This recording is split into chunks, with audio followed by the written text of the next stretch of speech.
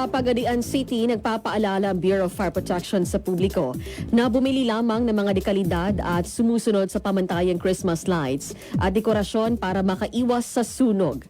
Hinihikayat ng BFP Regional Director ang mga pamilya sa buong rehiyon na manatiling maingat at alerto laban sa mga insidente ng sunog ngayong panahon ng Kapaskuhan. Sa Butuan City, pinuri ang mga lokal na opisyal ng region sa Caraga ang administrasyon ni Pangulong Marcos sa paghahatid ng mahalagang pasilidad pangkalusugan katulad ng mga sasakyang paghatid ng pasyente o mga PTVs sa iba't ibang bayan at probinsya sa buong bansa.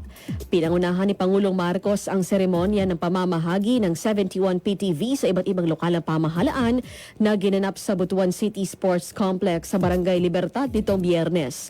Kabilang sa mga nakatanggap ay ang mga probinsya at bayan at lungsod sa rehiyon ng Caraga, pati na rin sa mga probinsya ng Davao de Oro, Davao Oriental at sa Misamis Oriental.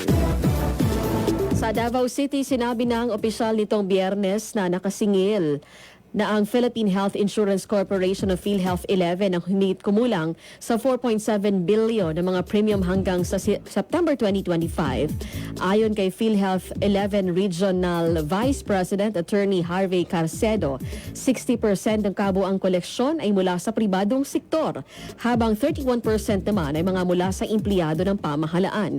Sinabi niya na nakapag-accredit na ang PhilHealth 11 ng 668 na mga pasilidad pangkalusugan, nakapagsama na ng 159 na yakap clinics at 487 na yakap physicians ngayong taon.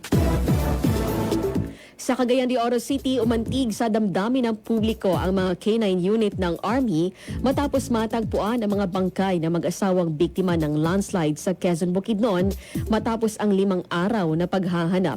Natagpuan noong Webes ang mga labi ng mag-asawang sina Ellie at Thelma Ubatay sa tulong ng mga asong sina Miyuki, Venom, Paul at Bella, kasama ang pinagsanib na puwersa ng Search and Rescue Team.